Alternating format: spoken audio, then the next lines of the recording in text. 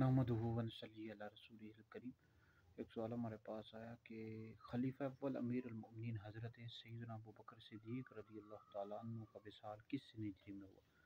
امیر المؤمنین خلیفہ اول حضرت سیدنا ابو بکر صدیق رضی اللہ تعالیٰ عنہ کا وصال 22 الاخری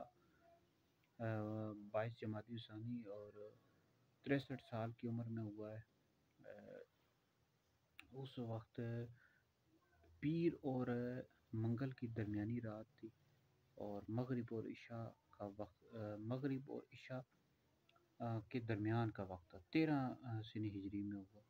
اور آپ کی جو نماز جنازہ تھی امیر المؤمنین خلیفہ دوم حضرت سیدنا عمر بن خطاب فاروق اعظم رضی اللہ تعالیٰ عنہ نے پڑھائی۔ اور آپ کی جو قبر مبارک ہے روضہ رسول میں ہے، نبی کریم علیہ السلام کے پہلو میں آپ کی قبر مبارک ہے۔ اللہ تعالیٰ آپ کے صدقے ہماری مغفرت فرمائے۔